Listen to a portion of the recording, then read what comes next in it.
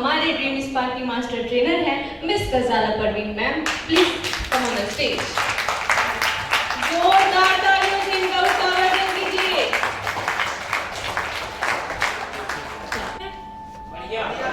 Lunch कैसा लगा?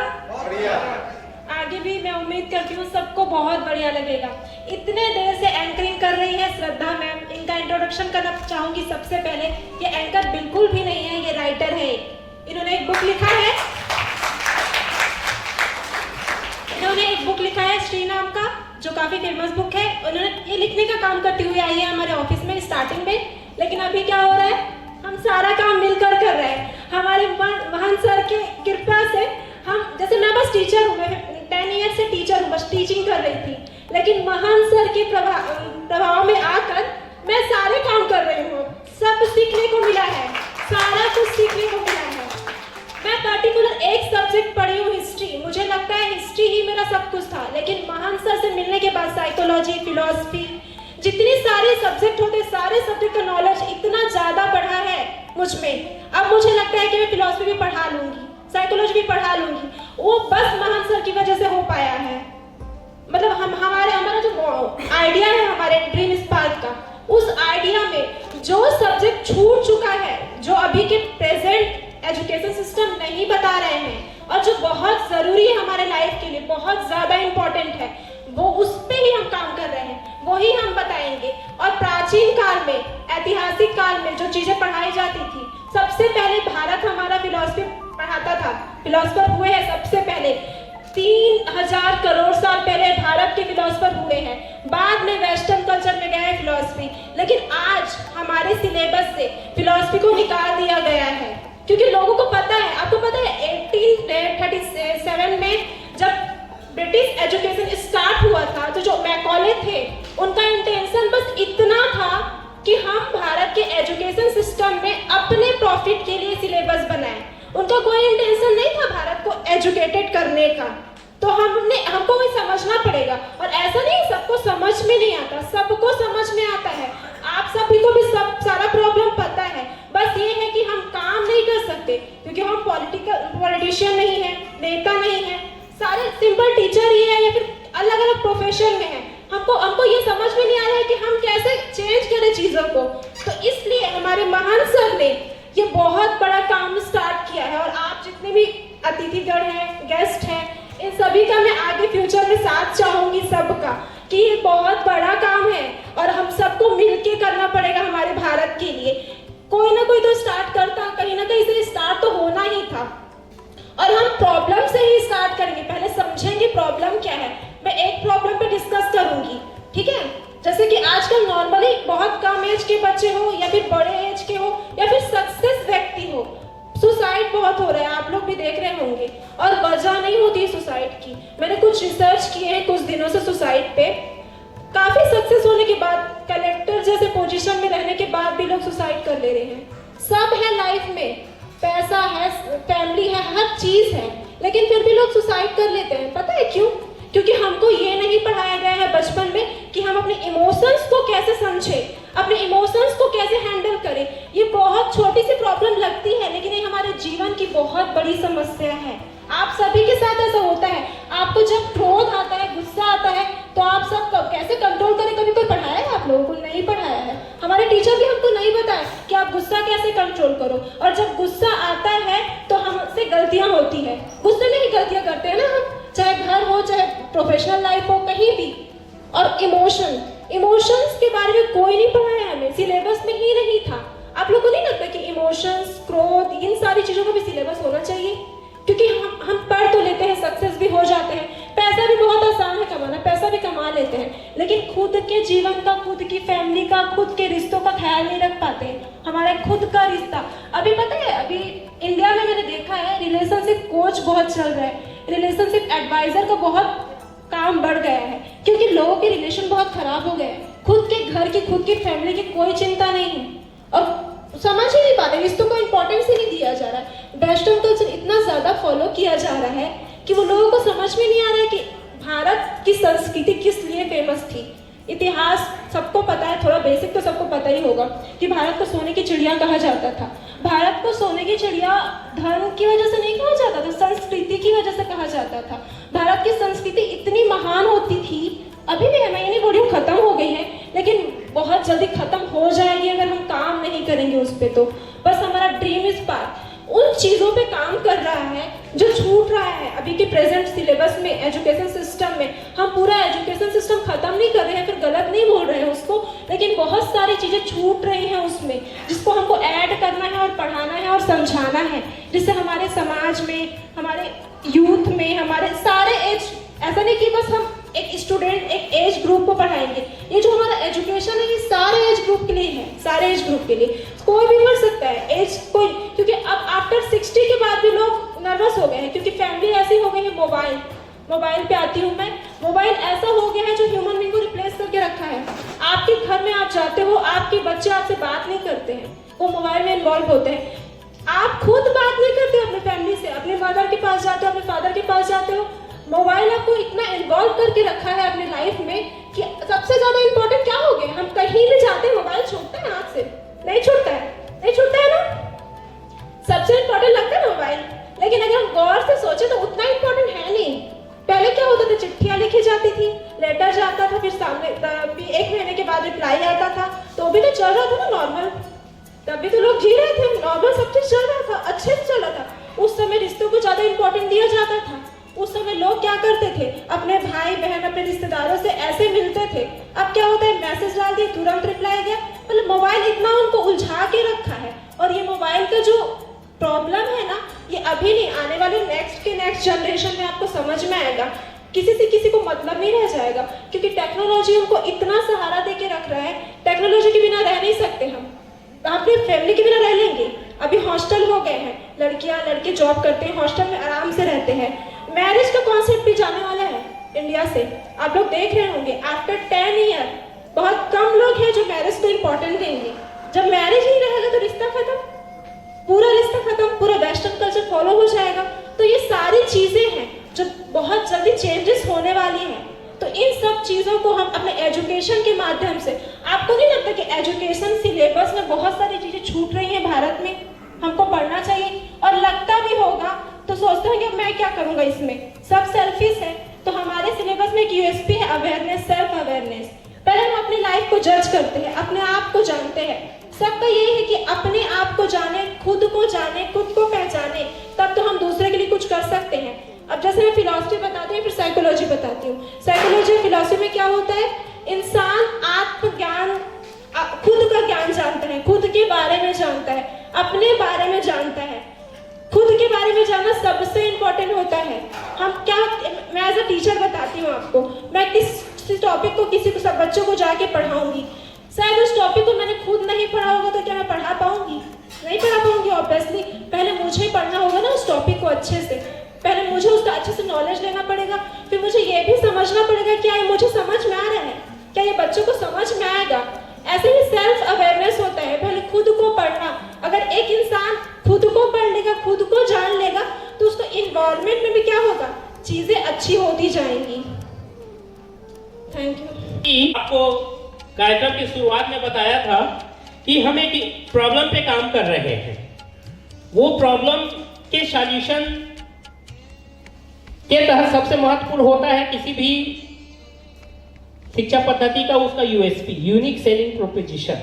क्या उसमें अलग है जो दूसरे में नहीं, क्या तुम में ऐसा है जो मुझ में नहीं, ऐसा बोलते हैं सभी लोग। हमारे मार्केटिंग टीम, हमारे स्टाफ और बहुत सारे हमारे गेस्ट सभी इन बातों को जानते हैं।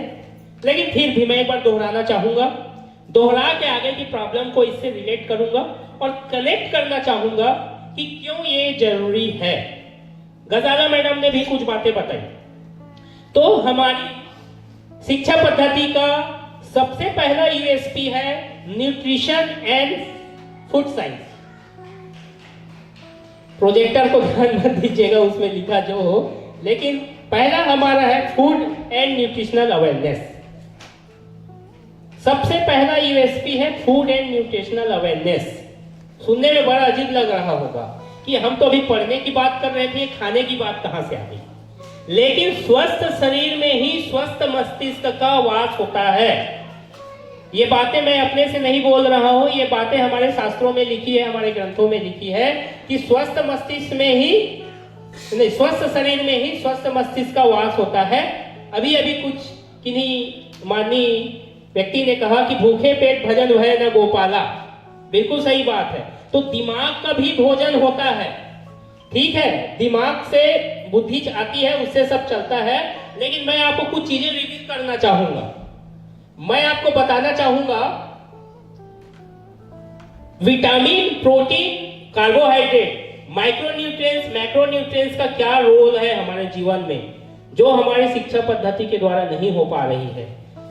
पहले हमको या तो अपने परिवार से जानकारी मिलती थी, कुल से, या फिर गुरुकुल से। अब न कुल रहा और न गुरुकुल रहा, तो चीजें छूट गई है, उसको मैं बता रहा हूं। Food and nutritional awareness. Vitamin B12 की अगर कमी हो, बड़ा ध्यान से सुनिएगा, कोई कमजोर नहीं है बच्चा, कोई गधा नहीं है बच्चा जिसको लोग बोलते हैं।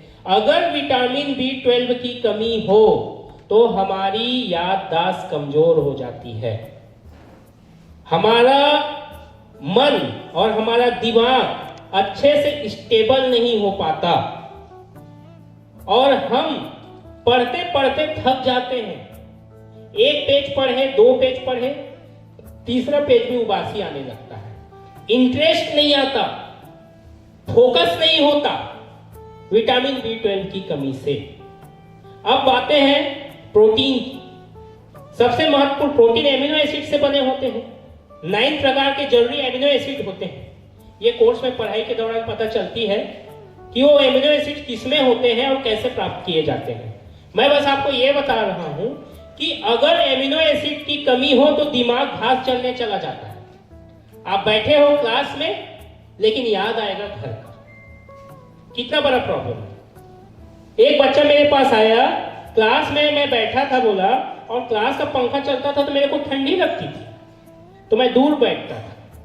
वो बोलता था कि गणित का टीचर का पीरियड में मैं भाग जाता था, गणित का पीरियड कैसे कटेगा मुझे समझ ही नहीं आता था। वो बच्चा ये बोला। मैं उसके प्रॉब्लम को समझा, उस पर रिसर्च किया, तो पाया उसमें तो आयरन की कमी है, उसमें आयरन की कमी है।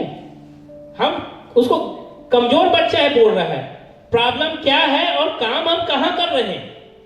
कोई बच्चा कमजोर नहीं है, कोई जन्म से मन बुद्धि नहीं होता, बस उनको कुछ जरूरी न्यूट्रिएंट्स की कमी होती है।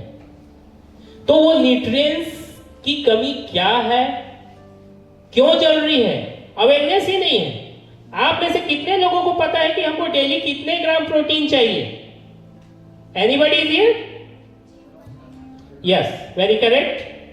0.8 ग्राम। एक स्वस्थ व्यक्ति को कोई भी काम ना करे, कोई भी खेल ना खेले, कोई एक्सरसाइज ना करे, जिम ना जाए, तो भी 0.8 ग्राम पर केजी जरूरत होती है। उतना प्रोटीन का इंटेक डेली होना चाहिए। लेकिन हमारी जो, मैं नहीं कहूंगा डिसन्यूट्रिशन है, लेकिन इम्प्रॉपर न्यूट्रिशन है। हमारा खाने का तरीका या हमारे खाने का चयन या मात्रा ऐसा है कि हमको प्रोटीन होते हुए भी प्रोटीन नहीं मिल पाता।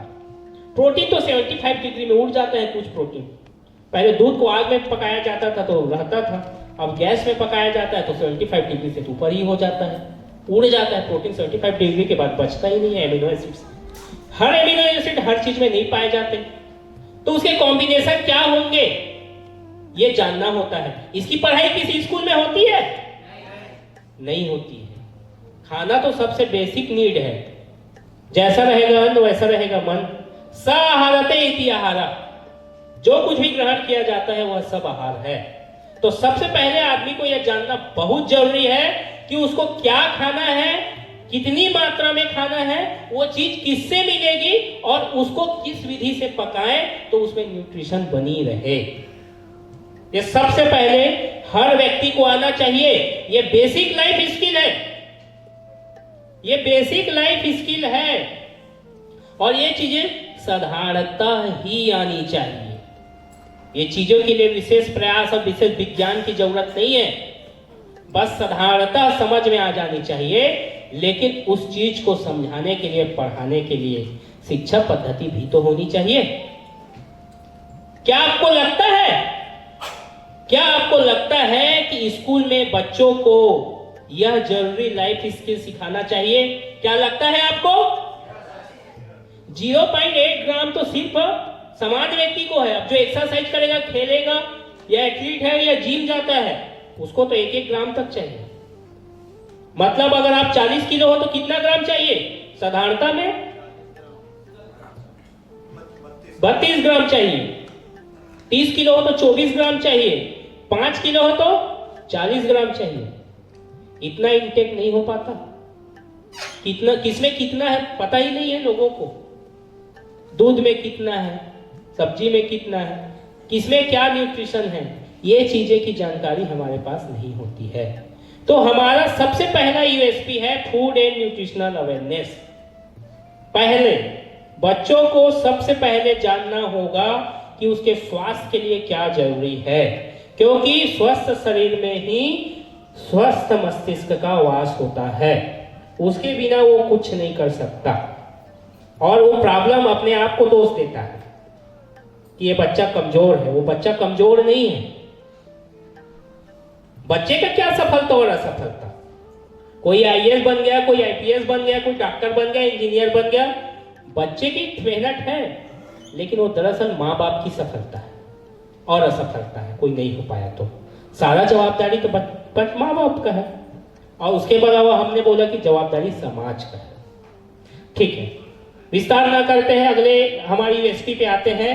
मेमोरी टेबल, वो तरीका, वो विधि, वो स्ट्रेटजी, वो रणनीति जिससे स्पीड और एक्यूरेसी बढ़ती है। स्पीड और एक्यूरेसी, अभी बघेल सर ने बड़ा ही अच्छा वो रास्ता पूछने वाला बताया।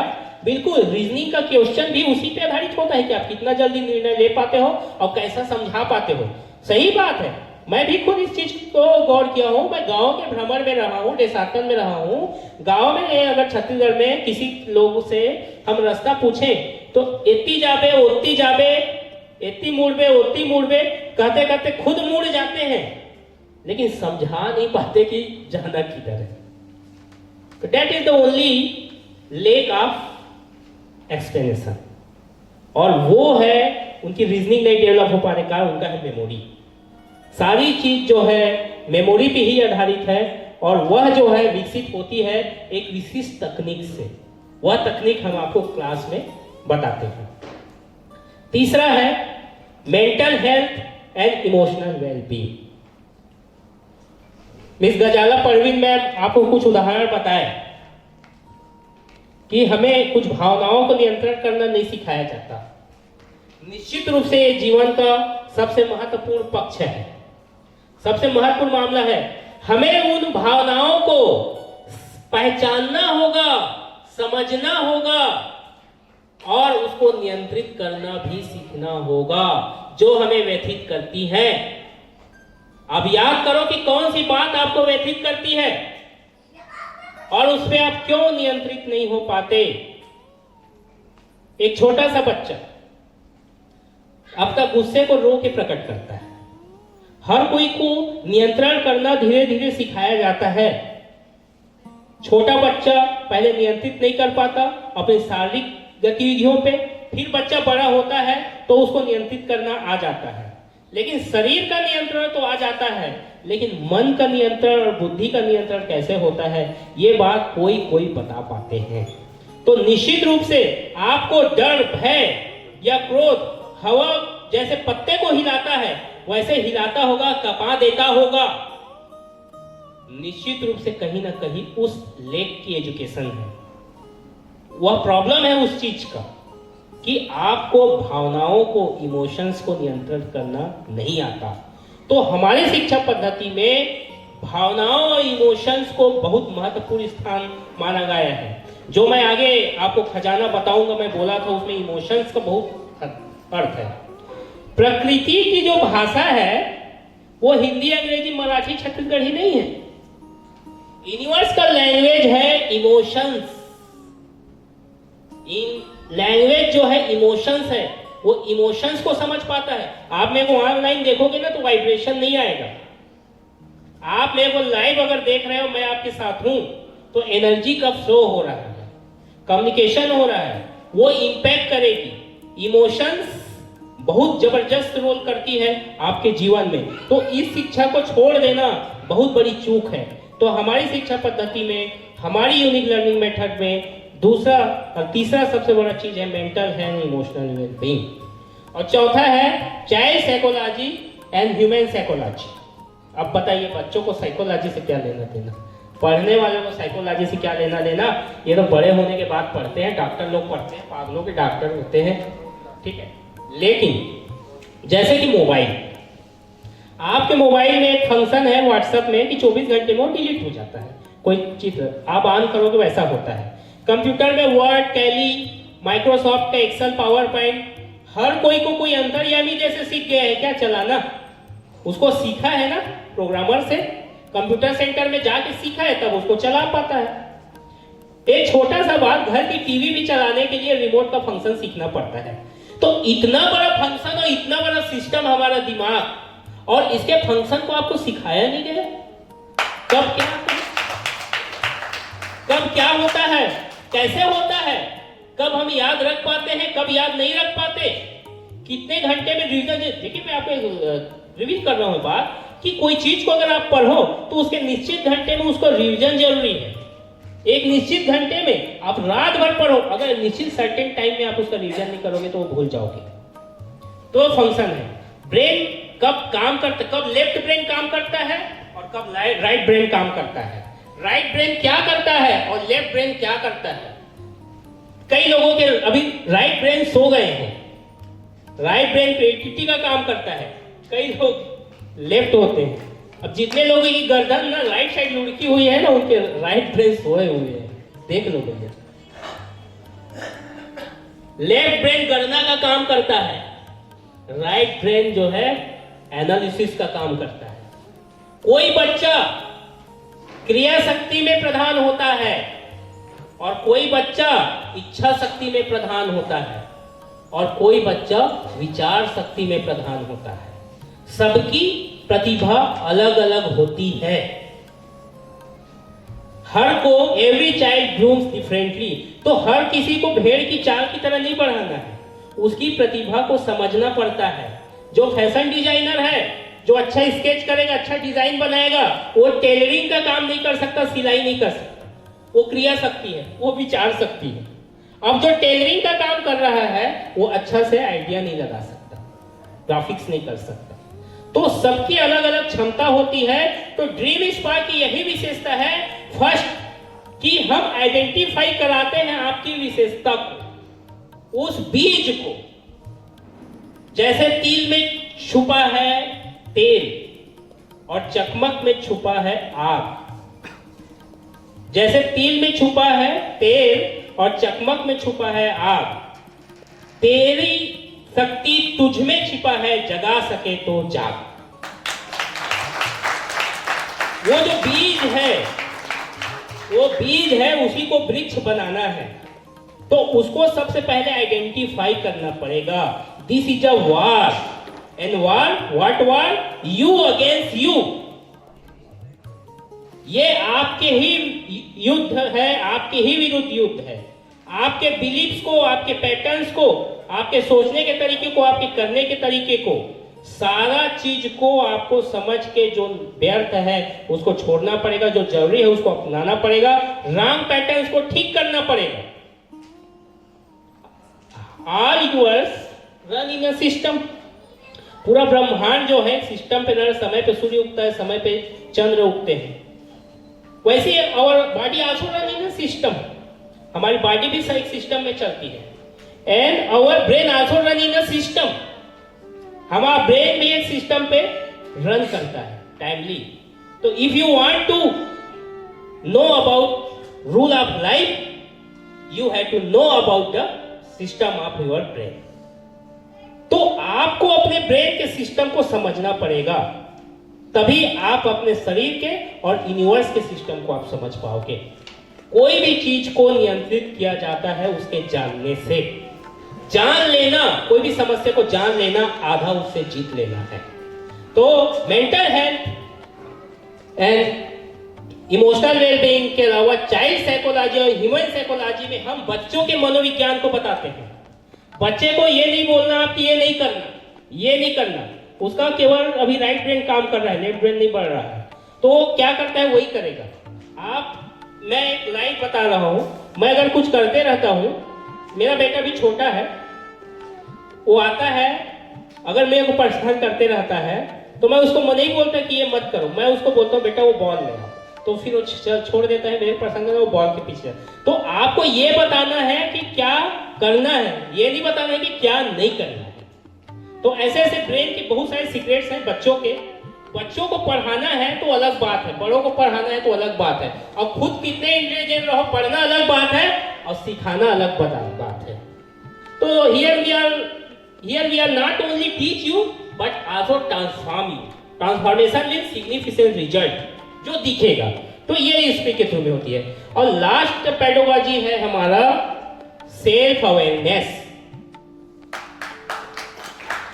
ये सबसे महत्वपूर्ण चीज है सेल्फ अवेयरनेस। मैं आपका टेंशन चाहूंगा, मैं आपको फोकस चाहूंगा। सेल्फ अवेयरनेस को समझना होगा आपको। सेल्फ अवेयरनेस मतलब आत्म जागृति, आत्म जागरूकता। अवेयरनेस और कॉन्शियसनेस में थोड़ा सा अंतर है।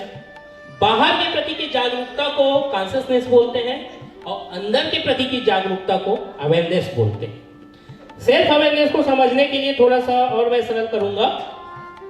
जैसे कि ये यहाँ पे कुछ लिखा है, आप पढ़ रहे हैं, वहां पे लिखा है, या आप किताबों को पढ़ते हैं, तो केवल 10% समझ में आता है हमको रीडिंग से, ओनली 10%। 90% बीच में गैप में खत्म हो जाता है। लेकिन जब अगर हम सुनते हैं, आप ऑडियो से सुनोगे, फिल्म के गाने सुने और कुछ भी सुने, तो उसे डबल समझ में आता है, 20% समझ में आता है। लेकिन अगर हम सुने भी और देखे भी, सीइंग एंड हियरिंग, अगर दोनों काम हम करते हैं तो हमको उससे ज्यादा समझ में आता है, 30% समझ में आता है। अगर हम कोई कार्य को देखे भी, सुने भी और उसको सेइंग भी करें, जैसे कि मैं से कर रहा हूं, बोल रहा हूं, तो इससे ज्यादा मेरे को समझ में आएगा। अगर उसी कॉन्सेप्ट को, बात को अगर मैं बार बार बताऊं तो मेरा सब कॉन्शियस उस चीज को बोलने लगता है, मैं नहीं बोलता, तो वो चीजें और ज्यादा समझ में आती है। सेइंग में 70% तक समझ में आती है। अगर मैं कोई साइंस का कॉन्सेप्ट है, अगर उसको मैं डूइंग करूं, मतलब उस फार्मूले पे, उस कॉन्सेप्ट पे मैं अगर कुछ काम करूं, तो 90% समझ में आता है डूइंग में। लेकिन मैं आपको एक ऐसा सीक्रेट बताने वाला हूं जिसे 100% समझ में आता है और सीधा अपलोड होता है आप पे। प्रकृति की सारी ज्ञान, जितने भी ऋषि मुनि हैं और जितने भी महान लोग हैं, वो अगर जाने हैं इस बात को, तो वो है सेल्फ अवेयरनेस के द्वारा। यही हमारी सबसे यूनिक लर्निंग मेथड है, सेल्फ अवेयरनेस। सेल्फ अवेयरनेस के द्वारा आप 100% जानते हो किसी बात को। सेल्फ अवेयरनेस एक ऐसी विधि है जिसमें आप अपने बारे में जानते हो, जब प्रकृति के बारे में जानते हो, जब आपके ब्रेन के बारे में जानते हो, जब, और यह सिस्टम एक दूसरे से कैसे कनेक्ट है और कैसे काम करता है, जब यह विज्ञान आपको समझ में आ जाता है सेल्फ अवेयरनेस का, तो सेल्फ अवेयरनेस के द्वारा वो नॉलेज आपको सीधा अपलोड होने लगता है। विवेकानंद जी इसी के द्वारा 1 घंटे में किताब पढ़ लेते थे। यह आज की खोजी तरीका नहीं है, आज की पद्धति नहीं है। न यह मैं बताने वाला पहला हूं, न आखिरी होऊंगा। मुझसे पहले भी कई लोगों ने ये बोला होगा, मुझसे बाद भी कई लोगों ने बोला है, अब बोलेंगे। लेकिन यह पद्धति, इस सेल्फ अवेयरनेस का जो भी अनुकरण किया है, आज वह विश्व में अपना स्थान बनाया है। तो हमारे देश को, हमारी शिक्षा पद्धति को मजबूत करने के लिए, भारत को विकसित करने के लिए हम इस यूएसपी के द्वारा नई शिक्षा पद्धति लेके आए हैं, जो आप लोगों को ट्रांसफॉर्मेशन देगा, सिग्निफिकेंट रिजल्ट देगा। आगे इन बातों को बढ़ाते हुए मैं बताना चाहूंगा कि इस 5 यूएसपी से होता क्या है। इन 5 यूएसपी से 3 फायर इग्निशेट होता है। स्पार्क मतलब इग्निशन ही होता है, ड्रीम स्पार्क, आपके सपने को हम चिंगारी लगाते हैं। तो इग्निसेट क्या होता है? इग्निसेट होता है आपके 3 फायर। एक फायर जो सब जानते हैं, फायर ऑफ डाइजेशन, आप सब लोग जानते हैं। हाँ, फायर ऑफ डाइजेशन तो सब लोग जानते हैं। फायर ऑफ डाइजेशन जिसको बोलते हैं जठराग्नि। भगवान श्री कृष्ण ने गीता में कहा है कि मैं जठराग्नि। पहला है जठराग्नि जो आपके उदर में होता है, इसका काम होता है खाने को डाइजेस्ट करना। अगर यह कमजोर हो, अगर यह मंद हो तो क्या होता है? गैस, अपच, एसिडिटी, ये सारी चीजें होती है। ऐसी मैं एक दूसरे अग्नि के बारे में आपको बताना चाहूंगा। वह अग्नि है फायर ऑफ इंटेलेक्ट, मनस अग्नि। मनस अग्नि के मंद होने से lack of clarity, dullness of mind और माइंड फॉग होता है। जो बच्चा मंद बुद्धि होता है, कमजोर होता है, रास्ता नहीं बता पाता है, रीजनिंग के अगर किसी को क्वेश्चन हल नहीं हो रहे हैं तो कहीं ना कहीं उसको फायर ऑफ इंटेलेक्ट का प्रॉब्लम है। आप 56 भोग दे दो, अगर किसी का जठराग्नि कमजोर है, व्यर्थ है। वैसी बड़ा स्कूल, बड़ा इंस्टीट्यूट, महंगी बुक, अच्छे से अच्छा शिक्षक सब ला दो, व्यर्थ है अगर फायर ऑफ इंटेलेक्ट प्रज्वलित नहीं है। तो हमारी शिक्षा पद्धति के द्वारा फायर ऑफ इंटेलेक्ट को ही स्पार्क किया जाता है। जैसे जिसका डाइजेशन अच्छा हो तो सूखी रोटी से बना सकता है सब चीज, ब्लड। वैसे अगर जिसका फायर ऑफ इंटेलेक्ट है तो वो लैम्प के नीचे भी पढ़ के बड़ा कर सकता है, वो कोई बहाना नहीं ढूंढेगा। तो फायर ऑफ इंटेलेक्ट, ज्ञान कोई वॉल्यूम नहीं होता जो कम होगा ज्यादा होगा, ये भ्रम है लोगों का।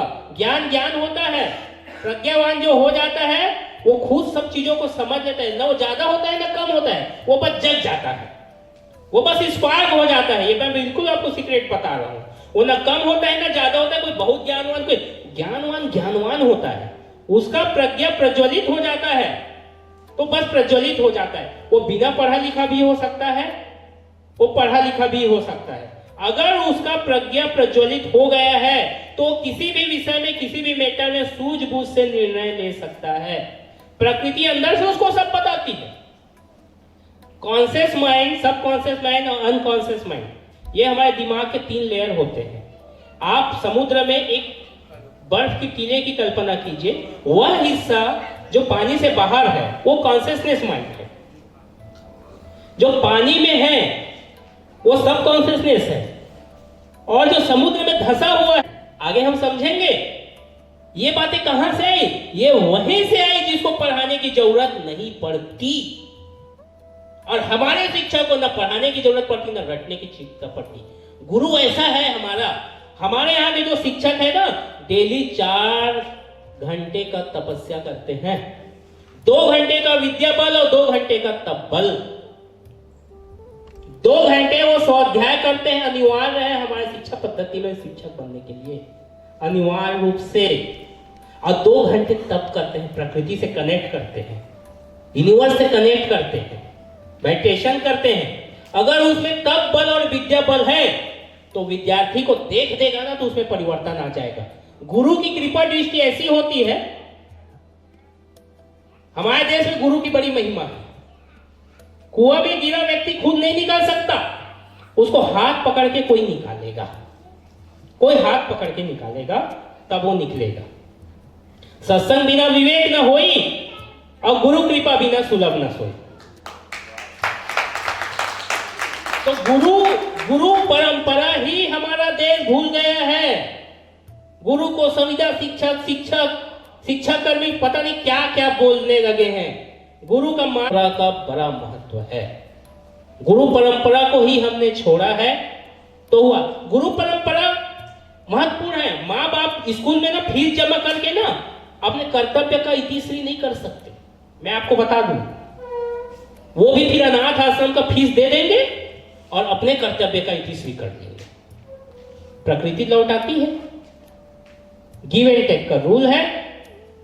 तो सिर्फ स्कूल की फीस दे देने से अब मेरा बच्चा का तो मैं पढ़ाई का फीस जमा कर दिया, अच्छा ड्रेस ले लिया, अच्छा बैग ले लिया, बढ़िया बस में भेज रहा हूं, बढ़िया कॉन्वेंट स्कूल में भेज रहा हूं, तो मैं इन लोगों को सावधान करूंगा, इन लोगों को मैं सावधान करना चाहूंगा कि आप जो है अपने लिए और समाज के लिए खतरा पैदा कर रहे हो। आगे आएगा वो पार्ट, अभी उसमें चर्चा कर, केवल इससे जवाब दे। आपको समझना होगा कि आपका बच्चा क्या पढ़ रहा है, क्या सीख रहा है और किस दिशा में जा रहा है। आगे बढ़ाते हैं। अगला जो हमारा फायर है, तीसरा फायर तो एकदम फायर है। तीसरा फायर है fire of will. Fire of will भूताग्नि जिसको बोलते हैं। इसके बिना कोई व्यक्ति जो चाहता है वो नहीं पा सकता, बस 99 में गिरते रहेगा। सांप डस देता है, सांप सीढ़ी में 99 में, फिर 0 में आ जाता है।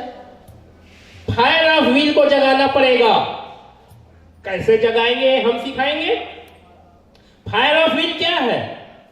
फायर ऑफ विल को समझाने के लिए मैं हिटलर की युद्ध नीति को बताता हूं। हिटलर जो है किसी भी देश में आक्रमण करता था, अगर बीच में अगर खाई आ जाती थी तो उसका जज्बा और उसका बोलने का लाइन ऐसा होता था कि सेना बढ़ते जाती थी खाई में और खाई से लाश पटाते जाती थी, और लाश पटा के जब भर जाती थी तब पीछे की सेना उस लाश को पार करके आगे बढ़ती थी और दुश्मन देश पे धावा बोलती थी।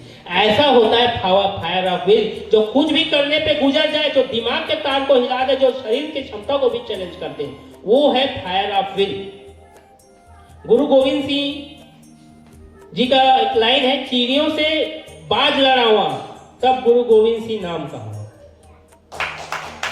तो चिड़ियों से भी बाज को लड़ा देने वाली बात अगर हो पाती है तो फायर ऑफ विल से ही होती है। तो ये 3 अग्नि, 3 फायर, ये जब तक किसी का मन है वो जीवन में कोई महत्वपूर्ण बदलाव नहीं ला सकता।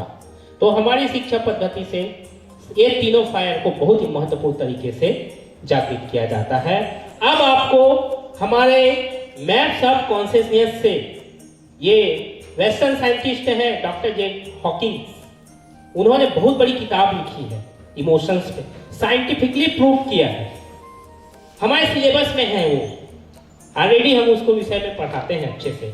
मैं मैप्स ऑफ कॉन्शियसनेस के कुछ बातों को रखना चाहूंगा। आज मैं आपको स्वर्ग, धरती और नरक को बताना चाहूंगा, यहीं से आप समझ जाएंगे और कहां है आप तय कर पाएंगे और कैसे निकलना है ये आप डिसाइड कर पाएंगे। देखिए, शुरुआत कहीं और से करता हूं। बाइबल में एक लाइन आता है, wisdom, fear is the start and gate of wisdom. परमात्मा के दरबार में जाने के लिए वहां पे एक बात आती है कि फियर गेट है, तो मैं भी फियर से यहां चालू करता हूं। ठीक, फियर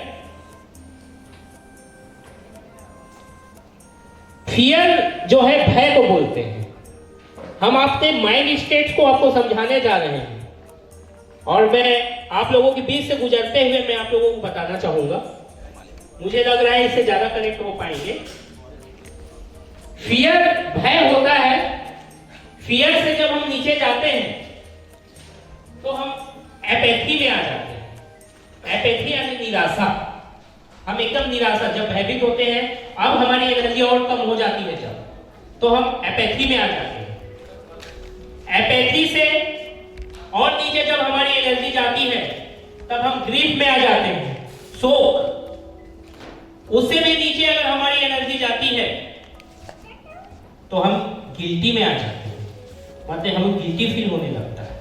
उसके बाद जब हमारी एनर्जी डाउन होती है, हमारी एनर्जी जब और डाउन होती है तब हम सेम में आ जाते हैं। सेम वो एक महत्वपूर्ण क्षण होता है जिस एनर्जी में आने के बाद, और अगर इससे अगर ज्यादा अगर नीचे हम जाते हैं तो आदमी सुसाइड कर देता है। जी हाँ, मैं बिल्कुल सच बोल रहा हूं, यहीं पे संभाला जा सकता है उसको। इसको बंद कर दीजिए, इसका रो थोड़ा सा गलत है। सेम को मान लीजिए 20, गिल्ट को मान लीजिए 30, ग्रीफ को मान लीजिए 40, एपैथी को मान लीजिए 50 और फियर को मान लीजिए 60 लेवल का एनर्जी। इतना जो है फियर से लेकर सेल तक, यह जो है नर्क की स्थिति होती है। अगर किसी व्यक्ति का माइंडसेट इन इमोशंस में घूम रहा है, इन फीलिंग्स में घूम रहा है, तो वह स्थिति कष्टदायक होती है। आवश्यक जीवन जीने के लिए उसके पास कोई लाइफ एनर्जी नहीं है। फियर से थोड़ा सा आगे ऊपर एंगर का आता है। एंगर में थोड़ी बहुत लाइफ एनर्जी होती है। एंगर से ऊपर डिजायर का होता है। फिर नंबर आता है करेज का। करेज यानी साहस। यहां पे लाइफ एनर्जी ज्यादा होती है। यह लाइफ एनर्जी, यह डर के आगे जीत है। माने फियर के आगे जब आप आ जाओगे तब आप जीत हासिल करोगे। करेज यानी साहस। इस एनर्जी लेवल में आने के बाद आदमी ऐसे कार्य कर पाता है जिसके वजह से वह इतिहास में अपना कुछ नाम लिखा पाता है, और न केवल अपने जीवन में कुछ परिवर्तन कर पाता है बल्कि दूसरे के जीवन में भी कोई महत्वपूर्ण बदलाव ला सकता है। यह एनर्जी। उसके ऊपर अगर हम जाए तो acceptance, reason, happiness, joy, love और पीस का आता है। ये सारी जो एनर्जी लेवल है, neutrality, acceptance, reason, love, joy, peace, enlightenment, 1000 last में ऊपर। तो जो करेज से ऊपर वाली जो एनर्जी है वह जो है स्वर्ग की स्थिति है। प्राइड, ये भी बहुत अच्छी स्थिति है। तो लाइफ में ये स्टेट रहते हैं और हम किस स्टेट पे काम करते हैं ये बहुत पूर्ण मायने रखता है। और ऐसा नहीं है कि हम एक स्टेट में हैं और हमेशा रहेंगे। हिटलर जो है किसी समय पे अपने बहुत बड़े भूभाग में राज कर रहा था, अपने राज्य का, देश का सेनापति भी बन गया, तानाशाह भी बन गया, लेकिन उनको ज्यूस से घृणा हो गई। जैसे ज्यूस से उनको घृणा हुई, उनका एनर्जी लेवल डाउन हो गया। फिर डाउन होते गए एंगर, फिर ज्यूस लोगों का नरसंहार करने लगा, डिजायर, फियर, फिर सेम, गिल्टी फील हुआ, फिर सेम आ गया, फिर सुसाइड कर लिया। अगर किसी को शर्मिंदगी मत महसूस कराओ। कभी कभी ऐसा होता है कोई शर्मिंदगी से सुसाइड कर लेता है, आपने देखा होगा। चाहे धन वाला बात हो, अफेयर वाला बात हो, ऐसा कोई बात आता है तो लोग सुसाइड कर लेते हैं, सेम एनर्जी लेवल पे चले जाते हैं। तो उस समय आप कोई भी दिखे तो उस समय आपको संभालना है। यह है 16 level of consciousness. Map self consciousness के सब 16 लेवल होते हैं। क्या आपको लगता है कि इनके बारे में आप लोगों को जानना चाहिए? क्या ये आपके जीवन में महत्वपूर्ण बदलाव ला सकते हैं? क्या आप इसको जान के, समझ के और सीख के किसी और का मदद कर सकते हैं? Yes sir. अगर तीनों का जवाब हाँ है तो निश्चित रूप से आप सही दिशा में जा रहे हैं। आप किसी को बदलने के लिए क्या, स्वयं के जीवन में सही नियंत्रण पाने के लिए भी ये बात को जानना बहुत जरूरी है। क्या आपकी करंट एजुकेशन सिस्टम ये जानकारी आपको सिखा पा रही है? क्या लगता है कि उसको ठीक करना चाहिए? क्या ठीक करने के लिए आप अपना कंट्रीब्यूशन करना चाहते हैं? Yes sir. धन्यवाद, आपका बहुत बहुत धन्यवाद। और यही भावना और यही बात, एक छोटा सा गिलहरी का प्रयास ही इस समस्या से हमको मुक्ति दिलाएगी और हमारे बच्चे विश्व में बड़ा नाम करेंगे। 2 घटना मैं आपको बता रहा हूं, करंट में आप लोगों को जाननी और समझनी चाहिए। अभी एक ब्रिटेन का एक प्लेन केरल में खड़ा है एयरपोर्ट में। लाइव घटना, आप न्यूज में आप सर्च कर लेना, बड़े न्यूजों में होंगे, छोटे मोटे न्यूजों में तो नहीं होंगे। ब्रिटेन का एक जेट फाइटर केरल में है, हवाई अड्डा में, केरल के एयरपोर्ट में है, और उसको यार्ड में भी नहीं रखा जा रहा है।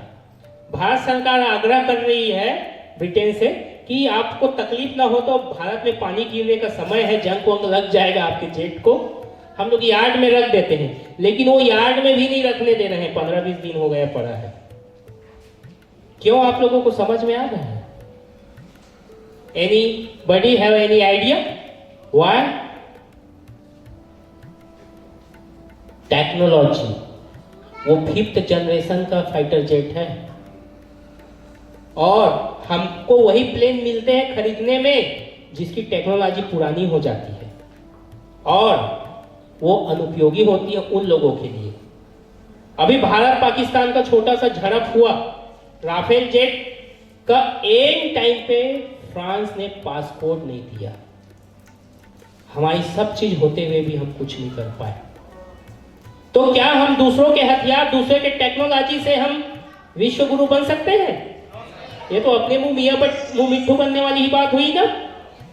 तो अगर आप लोगों के मन में ये भावना हो कि हमारा देश भी टेक्नोलॉजी में मजबूत हो, साइंस, टेक्नोलॉजी और इंडस्ट्री के बिना कोई देश विकसित नहीं बन सकता। हम लोग पढ़ते थे कि 2020 में भारत विकसित देश बन जाएगा, लेकिन अब बोल रहे हैं 2047 में बनेगा। तो वो 2047 में कुछ करने से नहीं बनेगा, आज कुछ करने से बनेगा। और हमारे करने से अब नहीं बनेगा, अब वो आप बच्चे लोगों जो आज के युवा वर्ग हैं, इनके कुछ करने और इनको सही तरीके से बनाने से बनेगा। तो 140 करोड़ की जनता है हमारे देश पे, लेकिन अनयूज्ड है। अनयूज्ड यूथ ही हमारे देश की सबसे बड़ी समस्या है। उस ह्यूमन रिसोर्सेज को हम यूटिलाइज नहीं कर पा रहे हैं, उसको ट्रेंड नहीं कर पा रहे हैं, तो हम कैसे टेक्नोलॉजी में आगे बढ़ेंगे, कैसे साइंस में आगे बढ़ेंगे, कैसे इंडस्ट्री में आगे बढ़ेंगे? फिर हम दूसरे के गूगल से हम उनको हरा सकते हैं क्या? ना हमारे पास पेटेंट्स हैं, ना हमारे पास टेक्नोलॉजीज है, ना हमारे पास अच्छे ब्रांड है, हमारे खाने की भी चीजें मिलावटी है। तो इसको कौन, बाहर का कोई व्यक्ति आगे नहीं ठीक करेगा, हम ही को ठीक करना पड़ेगा। इसके लिए वो पढ़ाई नहीं करना होगा। सबके माँ बाप ने किसी न किसी को कोई काम करना सिखाया ही है। मेरे भी माँ बाप ने मुझे जीवन निर्वाह के करने के लायक कुछ काम सिखाया, अपने कर्तव्य को पूरा किया। लेकिन मैं आपको बताना चाहूंगा, छत्तीसगढ़ में या जो भी पिछड़े हैं, कोई माँ बाप अपने बच्चे को पैसा बनाना नहीं सिखाता, नहीं सिखा पाता, क्योंकि उसको आता नहीं। हम यहाँ पे सिखाएंगे। ऐसी बात नहीं है कि सिर्फ आप आइडियोलॉजी की ही बात करो। रियल फाइनेंशियल स्टेबिलिटी यहाँ आएगा, रिश्तों में सुधार आएगा, हेल्थ में सुधार आएगा, और आप अपने लिए नहीं बल्कि देश के लिए भी कुछ कर पाओगे। अपने लिए तो सभी जीते हैं, जो दूसरे के लिए जिए वही इंसान है। तो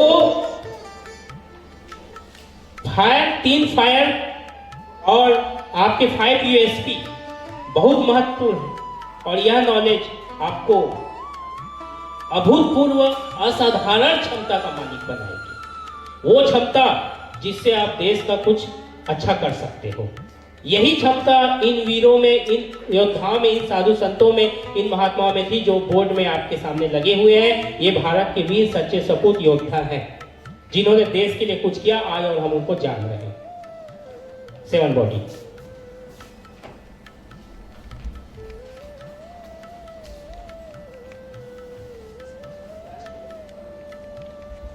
समय का ध्यान रखते हुए कोर्स के चीज़ों को थोड़ा सा संक्षिप्त करके आगे बढ़ते हैं।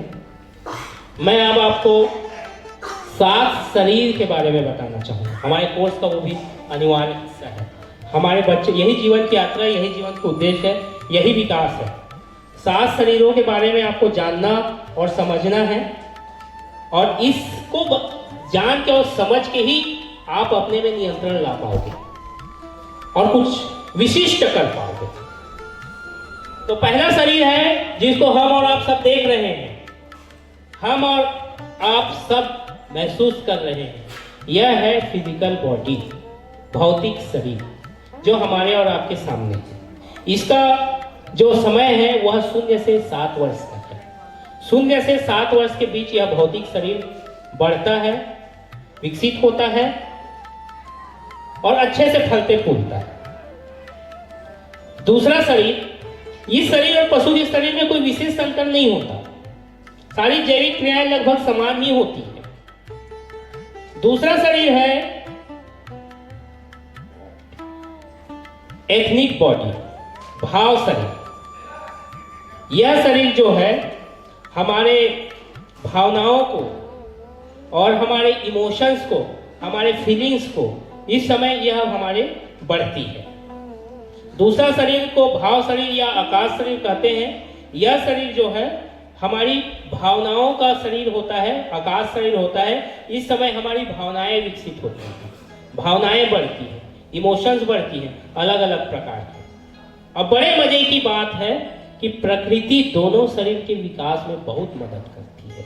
जैसे खेत में खरपतवार ऐसे ही उग जाते हैं बिना प्रयास के, बिना बीज बोए, बिना दवाई डाले, बिना खेती के। तो पहला और दूसरा शरीर को प्रकृति बहुत मदद करती है बढ़ने में, विकसित होने में, फलने में, फूलने में। तीसरा शरीर लेकिन यहां से अलग हो जाता है। यहां पे फिर यात्रा है नदी की धार की विपरीत।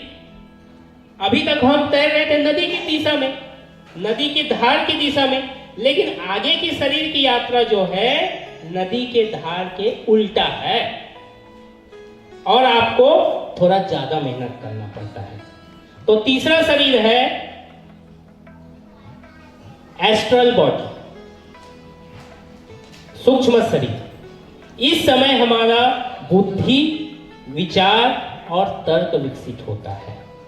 0 से 7 साल फिजिकल बॉडी, 7 साल से 14 साल एथनिक बॉडी और एस्ट्रल बॉडी है 14 साल से 21 साल तक एस्ट्रल बॉडी। इस समय हमारी बुद्धि, तर्क, विचार ये सब बढ़ते हैं, लेकिन इसके लिए हमें मेहनत करनी पड़ती है। नदी के विपरीत दिशा में तैरने का एक कला होता है, एक तरीका होता है। वहां से भी अगर नदी के इस पार से उस पार आपको जाना है तो यहीं कूदोगे तो नहीं निकलोगे, वहां निकलोगे। जिसने तैराकी की है नदी में उसको ये बात पता है। वैसी बुद्धि की यात्रा ऐसे नहीं है सीधा शरीर जैसे, उसकी यात्रा थोड़ा अलग है। चौथा शरीर, चौथा जो शरीर है वह हमारा है मनस शरीर, मेंटल बॉडी। यहीं से मनुष्य बनने की यात्रा चालू होती है। कुछ पशुओं में भी थोड़ी बहुत बुद्धि होती है, सभी पशुओं में नहीं, कुछ पशुओं में, वेल वगैरह में, डॉल्फिन वगैरह में बुद्धि पाई गई है, सीखने की क्षमता है उसमें। बंद करो। यह शरीर जो है इसके बाद ही मनुष्य बनता है। मनस शरीर से ही वो मनुष्य कहलाया है, मनस शरीर से ही वह मनुष्य कहलाया है। इसके पहले वो मनुष्य नहीं है। इसके साथ बहुत सारी शक्तियां आ जाती है मनुष्य के पास, जो असाधारण होती है, वो कोर्स में बताई जाती है। अगला शरीर है हमारा स्पिरिचुअल बॉडी, ब्रह्म शरीर। यह शरीर अगले 7 साल का होता है, 35 ईयर्स तक। इस शरीर में आदमी तब ब्राह्मण बनता है ब्रह्म शरीर में आने के बाद, और इस शरीर में और बहुत सारी विशेषताएं आ जाती है। इसके बाद वो बहुत कुछ और कर सकता है। इसके बाद का जो शरीर होता है वह है कॉस्मिक बॉडी। उसके बाद का जो शरीर होता है वह है बॉडीलेस बॉडी, आध्यात्मिक शरीर, ब्रह्म शरीर और निर्वाण शरीर। शास्त्रों में इसका उल्लेख है, वर्णन है, और इसके बढ़ाने के तरीके भी हैं। लेकिन मैं आपको एक बात बताना चाहूंगा, 7-7 साल के आंकड़ों में मत पढ़िएगा, 7-7 साल के आंकड़ों में मत पढ़िएगा। छोटे बच्चे लोग बोलेंगे तो अभी तो हमारा दूसरे शरीर विकसित है, अब बड़े लोग बोलेंगे अरे हमारे तो 7 शरीर विकसित हो गए हैं। लेकिन यह भ्रम टूटने वाला है, क्योंकि मैं बताने वाला हूं कि कोई बच्चा तीसरा शरीर लेके ही पैदा हो सकता है, और कोई बच्चा जीवन भर पहले या दूसरे शरीर में ही रहेगा, ऐसा भी होगा अगर विकास नहीं किया तो। पहला शरीर सिर्फ जैविक क्रियाएं करेगा।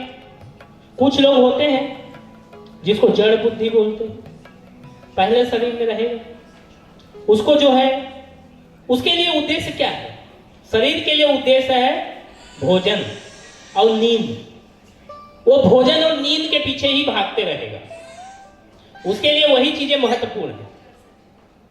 दूसरा शरीर में आदमी सुख के लिए भागता है, भाव शरीर में सुख के लिए। भोजन तो ठीक है लेकिन ज्यादा टेस्टी भोजन चाहिए, कपड़ा तो ठीक है लेकिन ज्यादा अच्छा कपड़ा चाहिए। सुख, डिजायर का कोई अंत नहीं है, ये उसका और कोई अंत ही नहीं है। ऐसा घर, ऐसा बंगला, फिर और बंगला, फिर सोने का फर्श, फिर पन्ने का टॉयलेट, इतने सारे डिजायर है मनुष्य के जो कभी कंप्लीट भी नहीं हो सकते। तो जब सुख की ओर वो भागता है वो समझो दूसरे शरीर के हैं। तीसरा शरीर आदमी जब आता है, जब उसकी बुद्धि इंटेलेक्ट जागृत होती है, तब वो तीसरे शरीर में आता है। तो मैं आपको फिल्म से उदाहरण से समझाना चाहूंगा। वो कोई मिल गया, ऋतिक रोशन वाला पिक्चर का क्या नाम है, कोई मिल गया ना। तो कोई मिल गया में ऋतिक रोशन जो था वो पहले शरीर में ही था। आप हमारे शास्त्रों में सनत सनंदन सनत कुमार के नाम सुनते होंगे। 4 ब्राह्मण कुमार ब्रह्मा के मानस पुत्र हैं। ये 7वें शरीर में ही है हमेशा। कुछ पाश्चात्य देशों में पूरी आबादी केवल दूसरे शरीर में ही है। तीसरे आमोद प्रमोद मनोरंजन ही उनके जीवन का उद्देश्य है। पांचवी गुण पांचवी उपलब्धियां ही उनके लिए उपलब्धि है। जीवन की यात्रा बहुत कम लोग कर पाते हैं। ये यात्रा ही जीवन की यात्रा है। तो ये है 7 वॉकिंग। यह जो कार्यक्रम है, कोर्स का पूरा जानकारी कम समय में नहीं दिया जा सकता। कार्यक्रम का उद्देश्य है कि हम कोर्स में क्या अनोखा, क्या विशिष्ट करना चाह रहे हैं, उसकी कुछ झलकियां दें। मैं कोर्स को आगे बताना थोड़ा सा विश्राम दूंगा और प्रॉब्लम्स की ओर फिर आऊंगा। लेकिन इसके पहले मैं मिस श्रद्धा सिंह को माइक देना चाहूंगा कि वो आए और बाकी लोगों के लिए बाकी का कार्यक्रम जो पेंडिंग है उसको करें। उसके बाद हम प्रॉब्लम्स और 9 एरिनाज पे बात करेंगे। 9 एरिनाज ही सबसे महत्वपूर्ण चीज है। प्लीज। हम जब कोई परिवर्तन चाहते हैं तो अपनी जबान का सहारा लेते हैं और कह के दुनिया बदलना चाहते हैं, जबकि ऐसा नहीं होता है। अगर कह के दुनिया बदलनी होती तो हर धर्म, हर शहर, हर गांव, हर गली, हर कूचे में हर धर्म का कोई ना कोई प्रवचन हो रहा है। हर माँ बाप, कोई भी माँ बाप अपने बच्चे को बुरे काम करना नहीं सिखाता। कोई भी गुरु अपने शिष्यों को बुरे काम करना नहीं सिखाता। लेकिन आप हिस्ट्री देख लो, पीछे 10 साल 12 साल का इतिहास देख लो, जितनी चोरियां पिछले सालों में हुई, हर साल दर साल बढ़ती चली जा रही हैं। जितने बुरे काम पिछले सालों में हुए, आने वाले सालों में वो बढ़ते चले जा रहे हैं। एल्कोहल का इस्तेमाल, मदिरा का इस्तेमाल, जो मादक द्रव्य है उनके इस्तेमाल साल दर साल बढ़ते चले जा रहे हैं। बावजूद इसके कि कोई भी माँ बाप अपने बच्चों को इन पदार्थों का सेवन करना नहीं सिखाता, ना ही ये कोई गुरु सिखाता और ना ही ये चीजें किसी स्कूल में सिखाई जाती। बावजूद इसके ये बढ़ती चली जाती। आखिर ऐसा क्यों? कहां से सीखते हैं ये लोग? इसके पीछे कारण यही है कि ये जो तीनों माध्यम है, माँ बाप, गुरु, स्कूल और टीचर, ये जो 3-4 माध्यम है, यहाँ पर परिवर्तन की लालसा कह करके दी जाती है। मतलब कह करके लोग परिवर्तन लाना चाहते हैं, समाज को बदलना चाहते हैं, इसीलिए वो होता नहीं है। जबकि अगर हम किसी चीज को इम्प्लीमेंट में लाना चाहते हैं, परिवर्तन चाहते हैं, सुधार चाहते हैं, तो हमें करके एग्जाम्पल बन के उसको बताना होगा। और इसको मैं अभी आपको प्रूफ भी करूंगा। आप सबसे अनुरोध है, मैं क्या बताना चाह रहा हूं कि अगर आप कह के दुनिया बदलना चाहेंगे, ड्रीम स्पार्क के ऊपर भी ये बात लागू होती है। अगर आप कह के दुनिया बदलना चाहेंगे तो नहीं होगा, जबकि अगर करके दुनिया बदलना चाहेंगे तो दुनिया बदल सकती है। इसको मैं डेमो के द्वारा प्रदर्शित करता हूं आपके सामने। आप सब अपना दाहिना हाथ ऊपर उठाएंगे, ये मेरी रिक्वेस्ट है। और अंगूठे के बगल में जो पॉइंट फिंगर होती है, पूरी मुट्ठी बांध लीजिए, सिर्फ एक उंगली को आप ऊपर रखिए और आप सब इस उंगली को अपनी दाढ़ी में लगा लीजिए। अब आप चेक करिए कि मैंने कहा क्या था और मैंने किया क्या था। मैंने जो किया वो आपने किया, मेरा कहना आपने नहीं माना। मैंने आप सभी को बोला था कि आप अपनी इस उंगली को दाढ़ी में लगा लीजिए। एक भी व्यक्ति ने दाढ़ी में नहीं लगाया, क्योंकि मैं कह के करवाना चाहता था। और मैंने जो किया, भले ही मैंने गलत किया, मैंने जो किया वो सबने किया। तो मैं ये बताना ही चाहता था, कि आप जो करोगे वो दुनिया करेगी, आप जो कहोगे वो कोई नहीं करेगा। ड्रीम स्पार्क के ऊपर भी ये बात लागू होती है, इसलिए इस बात का ध्यान रखें। हम सब बहुत हैं इस चीज़ को पूरी दुनिया में फैलाने के लिए, यही मैं बताना चाहता हूँ। आपने मुझे सुना, थैंक यू वेरी मच, नमस्कार। Thank you so much sir. आप श्रीमान कृष्णदत्त उपाध्याय जी को स्टेज पे आमंत्रित करना चाहूंगी कि वे आए और 2 शब्द बोलें।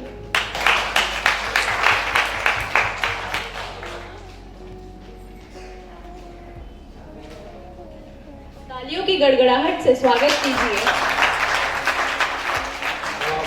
सभी महानुभावों का मेरा सादर नमस्कार। आज हम शिक्षा और समाज संस्कार को लेकर यहाँ पर इकट्ठे हुए हैं और निश्चित ही बहुत ही गर्व की बात है, बड़ी उम्मीदों भरा यह आयोजन है। मैं यहाँ पर बस्तर से आया हूँ, मैं केसकाल में रहता हूँ। श्री पटनायक जी से हमारी बिलासपुर में मुलाकात हुई थी और श्री पटनायक जी के आमंत्रण पर, उनके द्वारा दिए गए जानकारी के आधार पर मुझे इसका ड्रीम स्पार्क की जानकारी मिली। बहुत सारी उत्सुकता थी, बड़ी जिज्ञासाएं थी जब हम बस्तर से चले कि आखिर है क्या ड्रीम स्पार्क। आपका आमंत्रण भी अंग्रेजी में था, मुझे कुछ समझ नहीं आया। मैं हिंदी का विद्यार्थी रहा और मैं 40 वर्षों से पत्रकारिता कर रहा हूँ, तो फिर मैंने हिंदी में परिवर्तन किया और जब उसके उद्देश्यों को पढ़ा और पूरे सब चीज़ों को पढ़ा तो बहुत जिज्ञासा हुई, बड़ी उत्साह हुई। और हम सुबह जब केसकाल से निकले तो हमारे दिल में एक ही चीज़ थी कि हम जल्दी से जल्दी पहुंच जाएं उस ड्रीम स्पार्क के पास, जहां हमें कुछ उम्मीदों भरी बात होनी है। और निश्चित मैं यहाँ पर आया, बहुत खुशी हुई। मैं मानूंगा नाम तो बहुत होते हैं, लेकिन वास्तविक में देश को एक नई दिशा देने का जो जोश, जो जज्बा, जो सोच लेकर यहाँ पर इकट्ठे हुए, धन्य है आप सब। आप सबको मैं, आप सबके बीच पाकर मैं अपने को धन्य पा रहा हूँ। मैंने यहाँ देखा एक बात, जो श्री महंत जी का उद्बोधन बहुत ही प्रभावी। श्री नाग जी यहाँ पर जब अभी पूरा कुटुंब यहाँ परिवार इकट्ठा था तो हम दूर बैठे थे, तो हृदय से बड़ा गर्व महसूस हो रहा था कि ये लोग, ये शख्सियत जो जुड़े हैं, निश्चित ही इस समाज में जो आज हालात बड़े चिंतनीय हैं।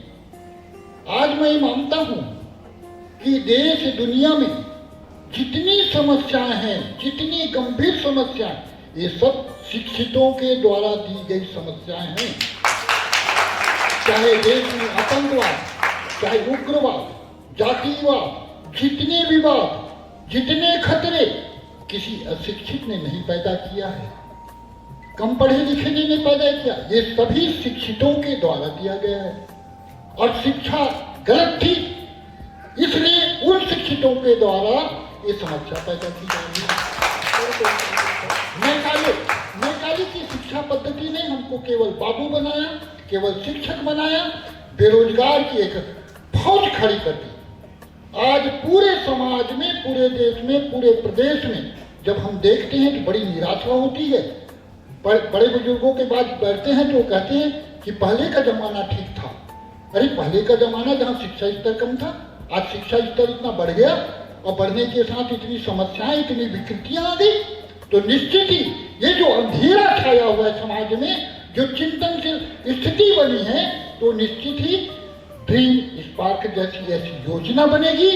और जब तक दिल बदलेगा, दिमाग बदलेगा, स्थिति बदलेगी, तभी परिस्थिति बदल सकती है।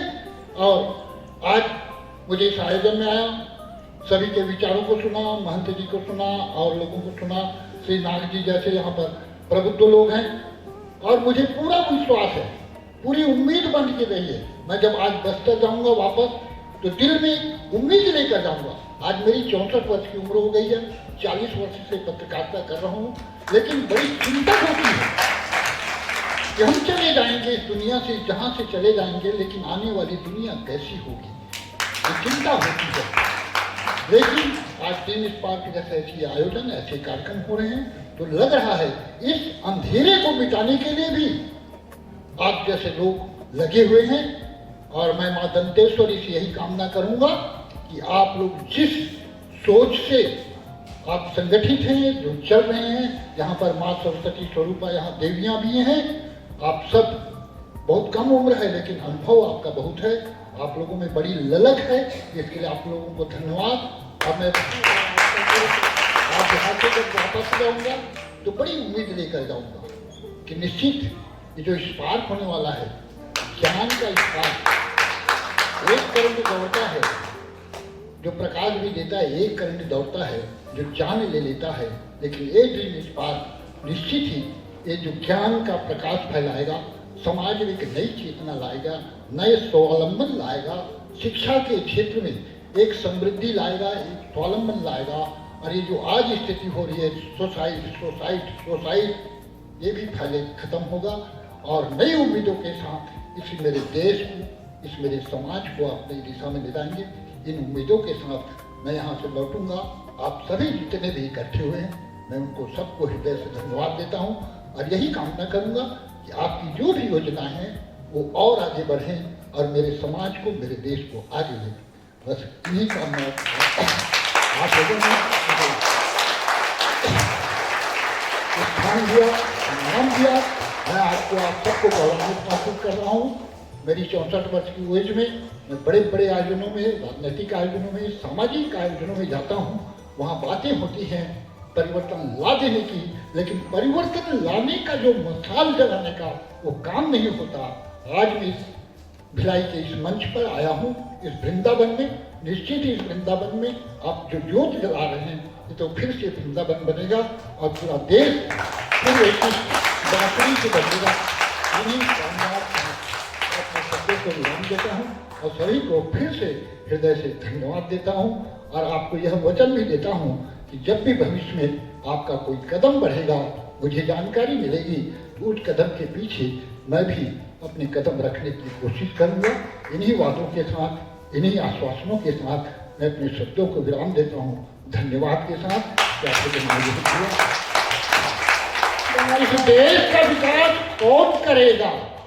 हम करेंगे, हम करेंगे। इस देश का विकास कौन करेगा? हम करेंगे, हम करेंगे। इस समाज को समृद्ध कौन बनाएगा? हम बनाएंगे, हम बनाएंगे। इन्हीं संकल्पों को लेकर हम आगे बढ़ेंगे। इन्हीं कामनाओं के साथ जय हिंद, जय भारत। दम निकले इस देश की खातिर, बस इतना अरमान है। दम निकले इस देश की खातिर, बस इतना अरमान है। एक बार इस राह में मरना 100 जन्मों के समान है। देख के वीरों की कुर्बानी, देख के वीरों की कुर्बानी, अपना दिल भी भोला मेरा, रंग दे बसंती को,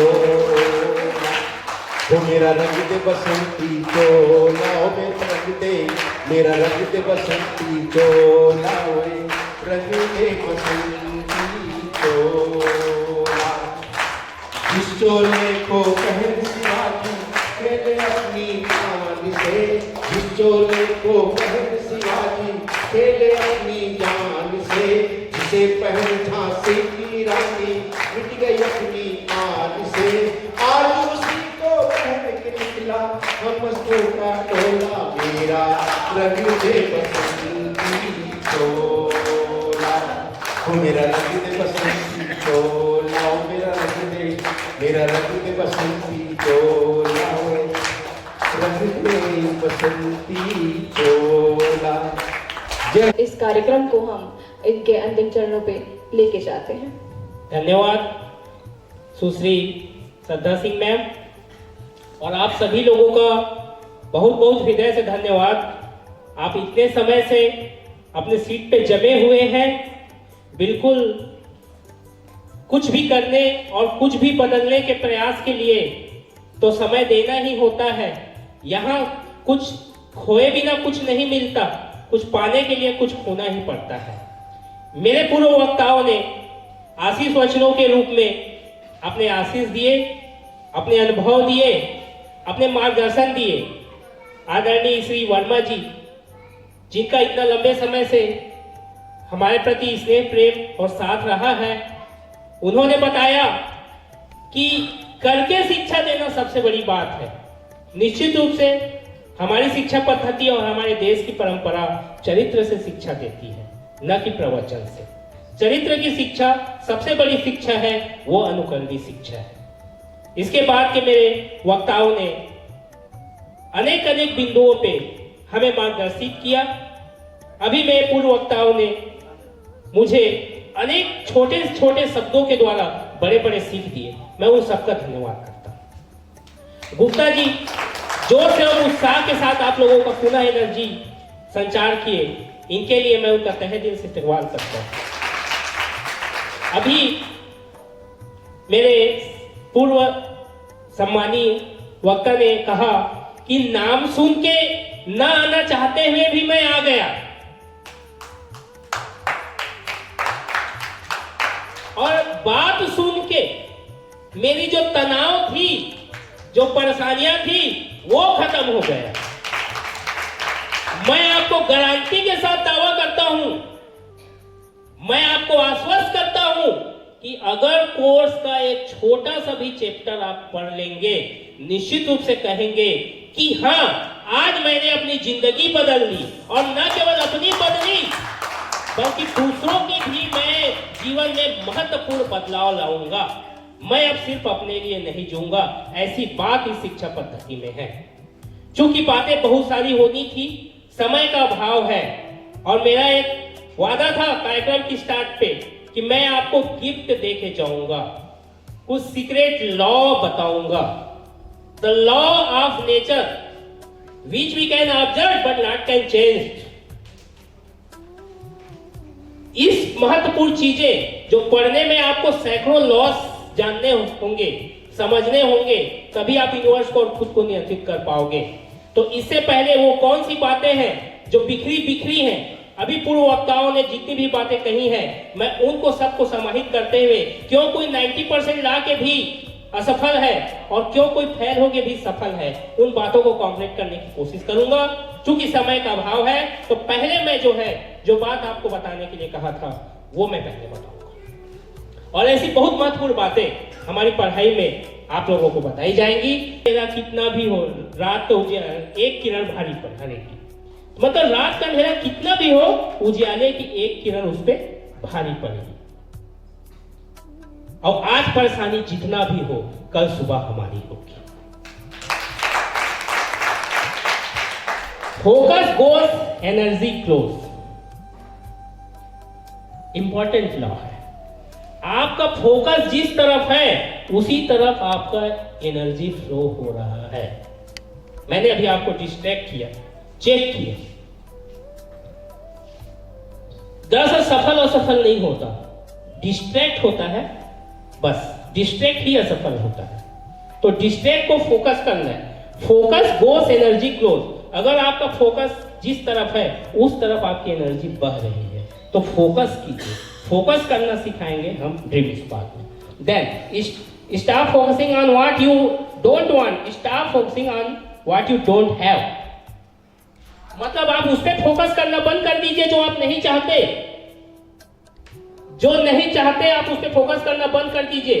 जो आपके पास नहीं है उस पर फोकस बंद कर दीजिए। मेरे पास गाड़ी नहीं है, मेरे पास पैसे नहीं है, मेरे पास नौकरी नहीं है, जॉब नहीं है। अगर आप फोकस करोगे उस पर, उधर इमोशंस जाएंगे, उधर एनर्जी फ्लो होगी, और वो नहीं होंगे, क्योंकि यूनिवर्स तो पास्ट और फ्यूचर में अंतर ही नहीं जानता।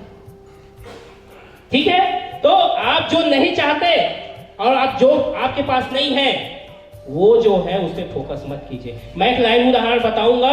स्केटिंग कितने लोग किए हैं? बर्फ में फिसलते हैं, नहीं किए होंगे। बर्फ में जब फिसलते हैं, जब ढलान से ऊपर आते हैं, आप पेड़ की ओर टकराने जा रहे हो, तो उसका तरीका है, स्केटिंग सिखाने को बताई जाती है। अगर आप पेड़ को देखोगे तो पेड़ पे जाके टकराओगे, अगर आप पत्थर को देखोगे तो पत्थर पे जाके टकराओगे। बचना है तो उस पेड़ और स्केटिंग के बीच के गैप को देखना होता है, उस पर फोकस करना होता है। तभी आप रोक पाओगे। तो फोकस वहां करो जो करना है, फोकस वहां कभी मत करो जो नहीं करना है और आप नहीं चाहते कि ये हो। That is the important law of universe. और आपका पोस्चर और एक्सप्रेशन बहुत मायने रखता है। कौन सी मुद्रा में आप बैठे हो, कौन सी मुद्रा में आप हो और आपका एक्सप्रेशन क्या है, अभिव्यक्ति क्या है, वो सारी चीजें आपका फ्यूचर तय करती है। यह बिल्कुल साधारण बात नहीं। एक्सप्रेशन माने मैनिफेस्टेशन, ये जो है पूरा फ्यूचर को डिसाइड कर देती है आपका। तो ये इंपॉर्टेंट लॉ है यूनिवर्स के। ऐसे सैकड़ों लॉ हम विद्यार्थी को बताते हैं। क्या आपको लगता है ऐसे महत्वपूर्ण नियम से विद्यार्थी के जीवन में परिवर्तन आ सकता है? क्या वो दूसरों की भी मदद कर सकता है? क्या वो देश को आगे बढ़ा सकता है? बिल्कुल। तो आगे हमारे जो कोर्स हैं, लोग सफल असफल होते हैं। प्रॉब्लम्स जो छूट गए थे कोर्स के लिए, तो कोर्स का एक और महत्वपूर्ण पार्ट है हमारा 8 एरिनाज ऑफ लाइफ। हम लाइफ के 8 एरिनाज को कवर करते हैं। क्यों? अभी आपको समझ में आएगा। क्यों डॉक्टर बन जाते हैं? पेशेंट के प्रति दया नहीं। जीवन में बहुत सारे लोग बहुत सफल हो जाते हैं, फिर भी खुशी नहीं, स्वास्थ्य नहीं, रिश्तों में सद्भाव नहीं। If you want to do a better life, you have to do something meaningful. And when you believe that you have done something meaningful, that is the actual success of your life. So now we know about 8 arenas. हम जीवन को 8 आयामों में बांटते हैं। एक 9वां है, वो गुप्त है। 8 आयामों में बांटते हैं और इसमें इन आयामों के दौरान एक सिस्टम होता है और बाकी इन्वायरमेंट होता है। तो इन्वायरमेंट में काम करके कुछ परिवर्तन आएगा, सिस्टम में काम करके परिवर्तन नहीं आएगा। ये चीज आपको समझनी है और ये चीज आपको जाननी है। ठीक है। सबसे पहला एरिया है हेल्थ। सबसे महत्वपूर्ण चीज है स्वास्थ्य। आपको सबसे पहले जो ठीक करना है वह स्वास्थ्य है। दूसरा है पीडी, इस पे नहीं लिखा है, बता दे रहा हूं। आपको वैल्यू ऐड करना है, चीजों को नई से नई चीजें को जानते रहना है। तीसरा है फिनेंस, आर्थिक स्थिति हमारी महत्वपूर्ण होती है। देन होती है फैमिली एंड रिलेशनशिप। देन होता है बिजनेस एंड कैरियर। देन होता है लाइफ स्टाइल। देन होता है सोशल कंट्रीब्यूशन, इस पे नहीं लिखा है। देन होता है स्पिरिचुअल। अब उसके बाद आता है पावर। अब मैं उदाहरण देता हूं, समझ में आएगा, उदाहरणों से समझ में आता है। आप मार्केटिंग का काम कर रहे हैं, मार्केटिंग का काम कर रहे हैं, तो वो आता है बिजनेस एंड कैरियर। अब बिजनेस एंड कैरियर जो है आपका सिस्टम हुआ। अब बाकी जो साथ होगा वो इन्वायरमेंट होगा। तो आपके उस आयाम को ठीक करने के लिए बाकी 7 आयाम को साधना होगा। बिकॉज इन्वायरमेंट मैटर, इन्वायरमेंट फर्क पड़ता है। जैसे कि चाय का कप रहता है गर्म, लेकिन कुछ समय बाद वो ठंडा हो जाता है। क्यों? क्योंकि इन्वायरमेंट वैसा है। पानी का बॉटल आप ट्रेन में लेंगे, ठंडा पानी का बॉटल गर्म हो जाता है। क्यों? क्योंकि इन्वायरमेंट का महत्व है। वैसे हर आदमी ज्यादा देर एनर्जेटिक बना नहीं रह पाता, क्योंकि इन्वायरमेंट उस पर हावी हो जाता है। तो हमारे एजुकेशन सिस्टम में उसको ऐसा इन्वायरमेंट दिया जाता है जिसमें वो गर्म है तो गर्म ही रहता है। मार्केटिंग को उदाहरण से समझते हैं।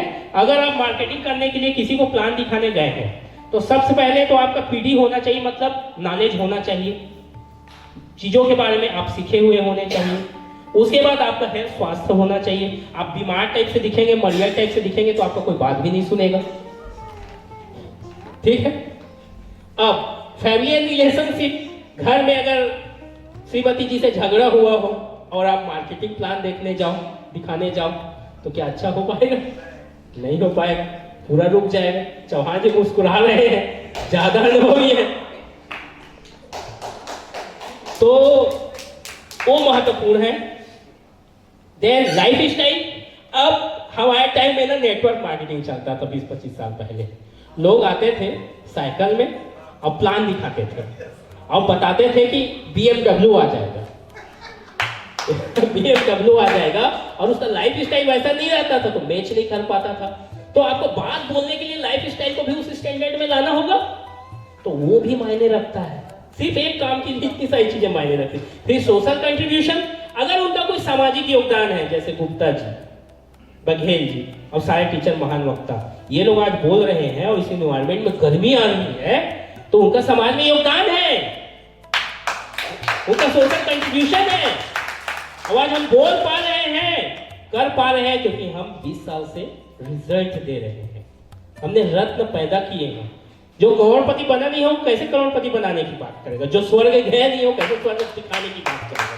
पहले तो खुद में रिजल्ट तो होनी चाहिए, उसके बाद वो कुछ करे और कुछ बोले ये हो। तो सोशल कंट्रीब्यूशन भी बहुत मायने रखता है। अगर उसका एक लाइन है सोशल कंट्रीब्यूशन पे कि फितूर होता है हर उम्र में जुदा जुदा, फितूर होता है हर उम्र में जुदा जुदा, खिलौने पैसा, पहले होता है खिलौना, खिलौना पैसा, शोहरत दौलत, फिर खुदा, लास्ट में तो आता ही है आदमी। तो सोशल कंट्रीब्यूशन सबको करना ही पड़ता है। तो नेक्स्ट है स्पिरिचुअलिटी, नहीं लिखा है इसमें, टेक्निकल इरर। स्पिरिचुअलिटी मतलब अध्यात्म, सिर्फ अध्यात्म धार्मिक चीजें नहीं है। दरअसल spirituality is a science to know the law of nature. Just I am saying about that कि laws of nature which we can observe but not can change, जिसको हम सिर्फ ऑब्जर्व कर सकते हैं लेकिन चेंज नहीं कर सकते। तो वो लॉ पढ़ते हैं। साइंस, यूनिवर्स का साइंस ही स्पिरिचुअलिटी है। ये किसी धर्म से कोई लेना देना नहीं है। ग्रेविटी अमेरिका में भी काम करती है, यहाँ पे भी काम करती है। वैसे जो मैं यूनिवर्स के लॉ बताऊंगा या बता रहा हूँ या बताया हूँ, वो अमेरिका में भी काम करेंगे और यहाँ पे भी काम करेंगे। अभी हम सिर्फ एनिमल माइंड को जानते हैं, जो एनिमल माइंड है, और उसी के विकास को काम कर रहे हैं, उसी को पढ़ा रहे हैं। चौकीदार को दोष देते हैं, कॉन्शियसनेस माइंड को दोष देते हैं। सब कॉन्शियस अनकॉन्शियसनेस के बारे में कोई जान ही नहीं रहा। तो ये है। नेक्स्ट है पावर। अब पावर को इतना जल्दी एलिब्रेट नहीं किया जा सकता, वर्चस्व, उसी पे हम काम कर रहे हैं। हमारा नारा है कि सशक्त युवा समर्थ भारत, इंपावर्ड यूथ और इंपावर्ड इंडिया,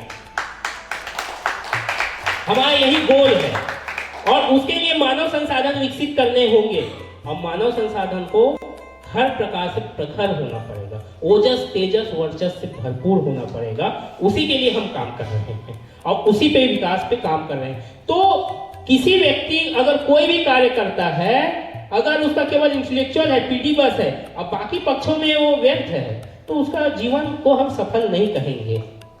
मैंने देखा है, आपने भी देखा है, एलन मस्क जैसे और बड़े बड़े अरबपति भी बोलने से कम है उनके लिए, तो उनका भी तलाक हो गया। ऋतिक रोशन जैसे सुंदर और हैंडसम व्यक्ति, बिल गेट्स सॉरी, है ना, तो एलन मस्क का भी तो टर्म से झगड़ा हो गया, है ना। अब ऋतिक रोशन जैसे, अब सुंदरता में बहुत कम है नहीं, उनका भी तलाक हो गया। अब IAS IPS जैसे बन जाते हैं, UPSC में देश में टॉप करने के बाद वैवाहिक जीवन सही से नहीं चल पाया। तो हम क्या इसको शिक्षा को दोष दे रहे हैं? अब बेरोजगारी का कारण क्या है? रोजगार देने वाले नहीं है कि स्किल्ड नहीं है, वैसी बात है। तो शिक्षा का हमारे पास प्रॉब्लम क्या है? Unused youth. अनयूज्ड यूथ जो है हमारी बड़ी प्रॉब्लम है, और वो अनयूज्ड यूथ हो आ रहा है नकली शिक्षा से, और इसकी भरमार हो रही है। ब्रिटेन की जनसंख्या उतनी नहीं है जितनी हमारी छत्तीसगढ़ की है, लेकिन उसने पूरे विश्व पे राज किया। हमारा 140 करोड़ का जनसंख्या, जिसमें 130 करोड़ रुपया को तो 130 करोड़ को तो सिर्फ कोई दोष देने में है कि इलेक्ट्रिसिटी खराब है, रोड खराब है, ये खराब है, वो खराब है, क्यों? क्योंकि उसको उसी में उलझा के रखा गया है। तो शिक्षा जो है सिर्फ राजनीति तक सीमित नहीं है, सिर्फ ये देश को सुधारने वाले हम जैसे पागल लोगों तक ही सीमित नहीं है। आम लोगों के भी घर में घुस गया है। और अगर वो नहीं रिलेट कर पा रहे हैं तो मैं कुछ उदाहरण से आप लोगों को कांटेक्ट कराना चाहूंगा, रिलेट कराना चाहूंगा। पति पत्नी का रिश्ता सबसे विश्वास का रिश्ता होता है। हमारे यहाँ तो 7 जन्मों का उसको बंधन मानते हैं, ठीक है ना। लेकिन आज विश्वास नहीं रहा। ड्रम वाली घटनाएं आप लोग जान ही रहे होंगे, बताने की बात नहीं है।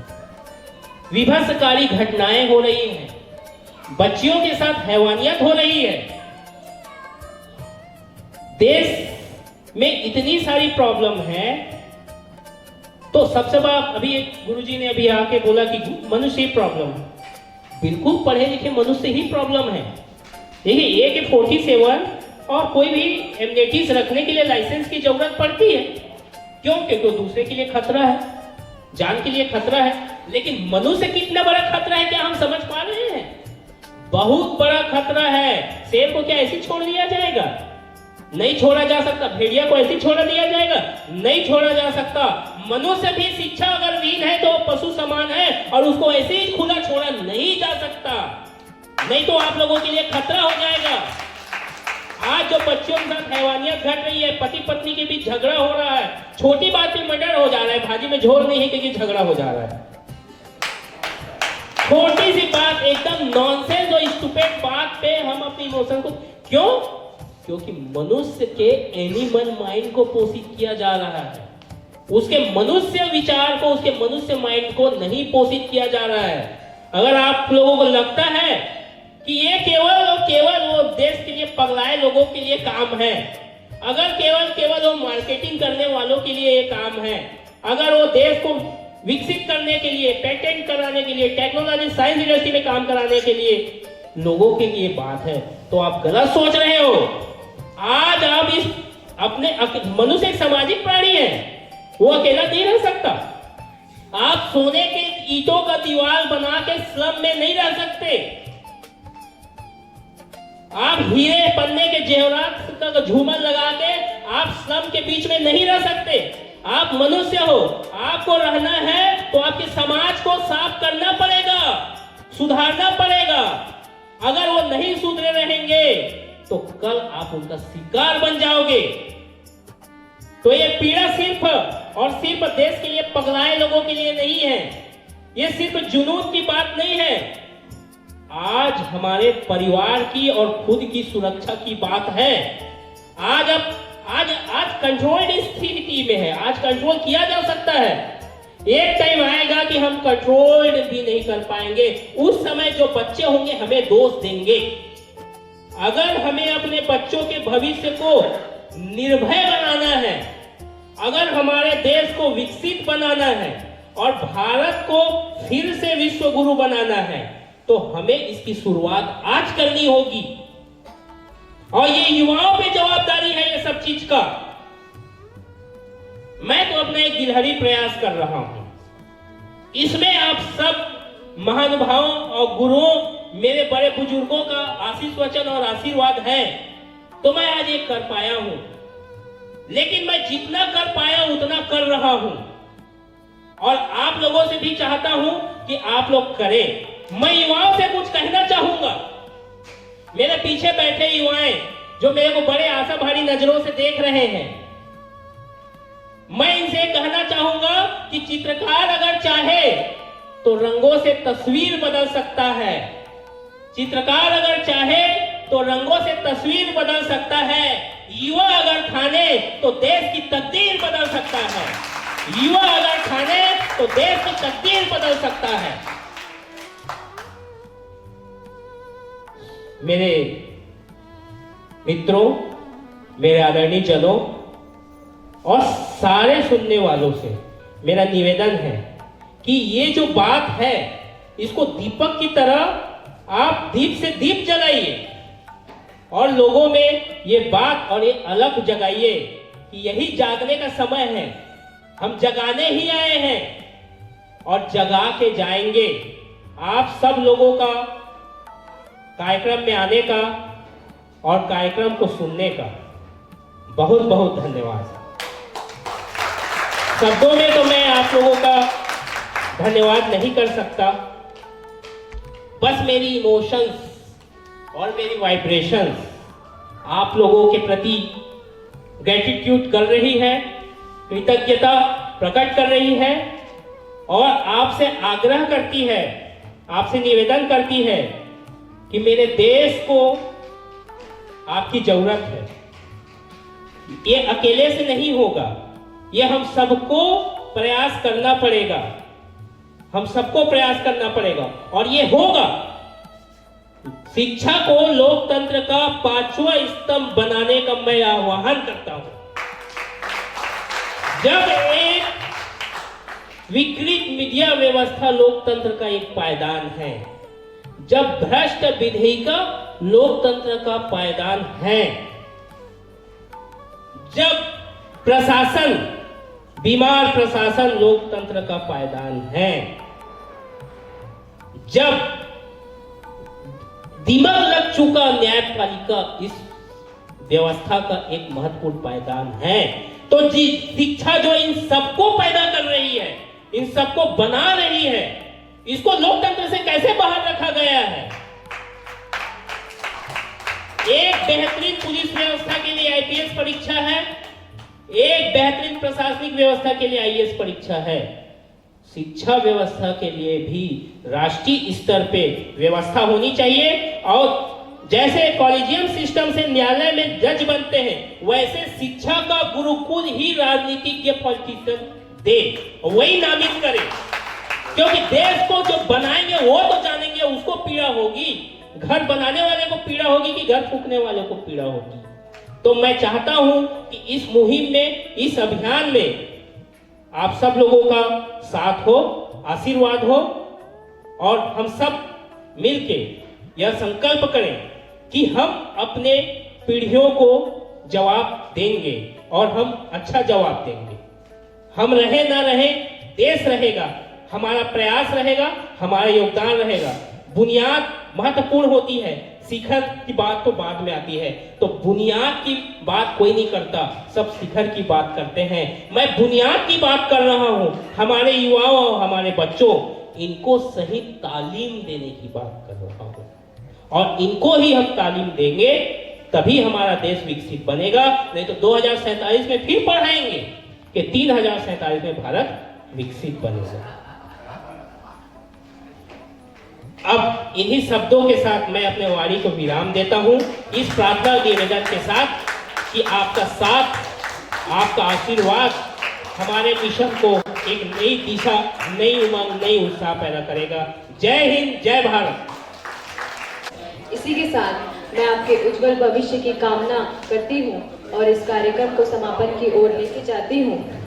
आज इस यात्रा का हिस्सा बनकर हमने हमारी आत्मा की गहराई को स्पर्श किया है और एक प्रस्तुति जो जितने दिग्गज जन हमारे बीच अपने वाक्यों को रखे हैं, उसके द्वारा हमने अपनी प्रतिज्ञा, अपनी चेतना को उभारा है। इसी के साथ मैं आपके उज्जवल भविष्य की कामना करते हुए इस कार्यक्रम का समापन करती हूँ। शुक्रिया, धन्यवाद आप सभी का। आप सभी हमारे इस कार्यक्रम का हिस्सा बने, इसके लिए बहुत बहुत धन्यवाद। और इस कार्यक्रम के दौरान हमसे कोई छोटी मोटी गलती भूल हुई हो तो कृपया उसे क्षमा करें और आप सभी आए, इसे मेरे हृदय से धन्यवाद।